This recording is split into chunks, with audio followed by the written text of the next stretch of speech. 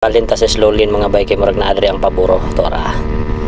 Birahan na tog tama ni sila. So dara MT15 shout out og kani si Engineer Michael mga bay tora gipanglabyan na ako mga bay nagunahan lang ko nila. So karon mga bay mag-rebore ta og 56 mm. So ang lingin ani is 57 mm. So atong buhaton para ma-prove na to nga baga pagbilin. Kani naman ako ni magamit nga black.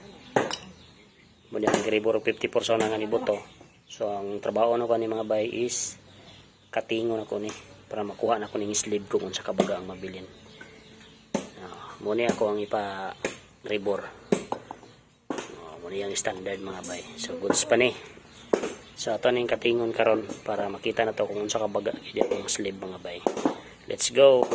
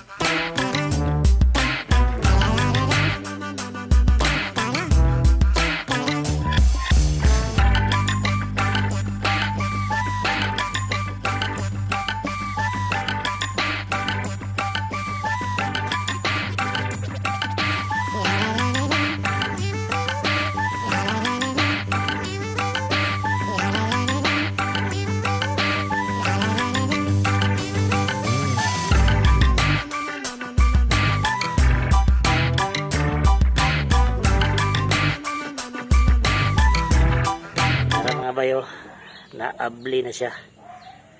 So ito pa nang tiwasugbo ako kung sa kabaga ang mabilin gid mga bay. Sukdo ni nato ni karon. Yan sa mga bay langkat na. Gina ora. So, makita nato yung sleeve mga bay kung sa kabaga ang sleeve ani Raider J.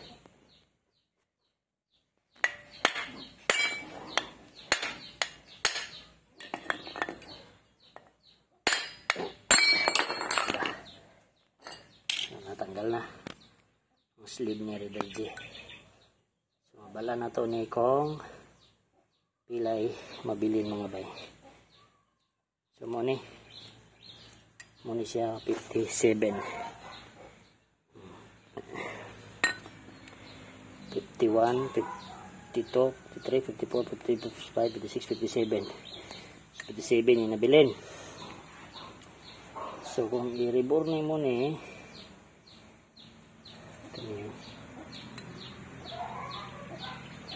57. So kini nabilin ko na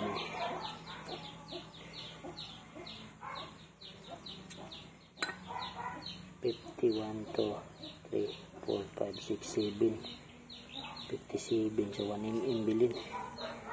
So grabe na gid sa kanipis mga bayo. Grabe na kog ang kabagaan ni kini may basihan no. Dili man di ay. So may tabuan ni 1 mm bilin.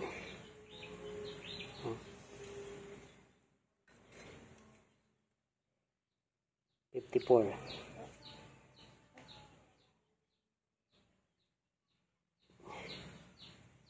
56 darang 56 1 mm na gid bilin mga bay. So di gid sa pwede mabuslot na gid sa mga bay. So abi na ako baga kay ng sleeve niya. So mabuslot na gid siya. So may gana atong gitisting nga gable. So di gid sa pwede. Di na gid siya pwede nga atong tawagan ni ato ning ipatrabaho mga bay nga dili mo to kanang dapat re-sleeve gid siya.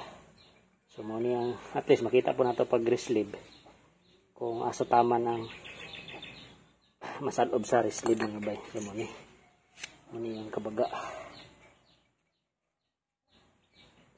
So, kanta siya kapaga mga bay. 1 mm 10 20 10 mm pa siya, baga pa kayo. 10 mm bilin. So dili gid sa mabuslot. So kung magbangag tag, kung mag-rebor ta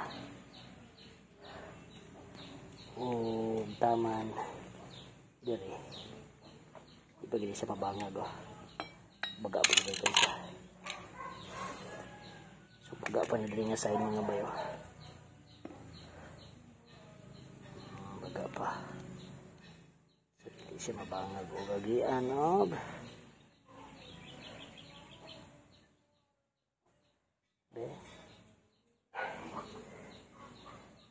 napay ko 10, 11, 12, 13, 14 mm pang kabagaw.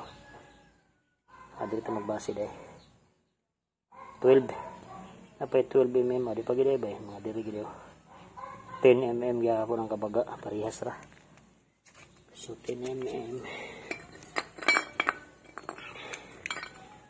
So yung diameter sa pagbangag dira ni day nanin siya.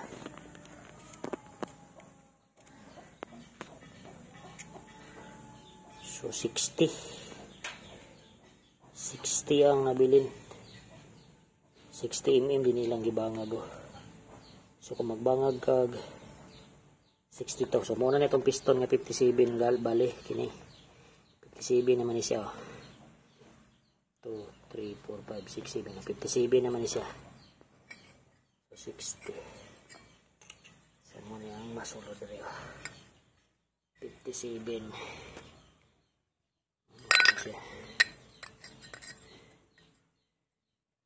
So delikado gani siya. I-rebor mga bay nga 1 mm bilin. Hindi na makaya. Nipis sa kayo. Sao na mo ba nipis sa gidyo. May gani mga bay ito yung gabrihan. So, ang may tabon ni wrist sleeve gid. Wrist sleeve 57. So, mura na mga bay atong ma-share sa to ang vlog. So, at least nakita na abrihan gid nato. So, to yung gitis nga gabli kay para gid makonsulta na to. Kaya pa ba ang 1 mm bilin wala na. Nipis na kaya ang 1 mm mga bayo. So, kung saan nimo, dili pa lang daan oh. 57 na ko na sila Abi 1, 2, 3 4, 5, 6, 7 57 na ko ni daan ibinlan ni mo og 1 mm na 13 nipisa na lang sos pastilan abi ka nipis gid mabilin mga bay murag gawin kanilang gani daan pila ni kami yung bilin 1 mm naman gani niyo. Pinadali nga side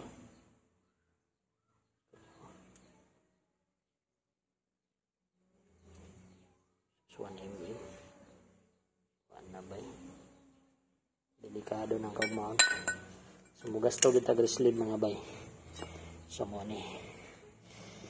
So kada ratong ma-share mga bay, at least kita na nato kung unsa ka baga ang sleeve ni Reader Jess. Wala na gid sa extra. Magtuo mo kung kini ang bagaw.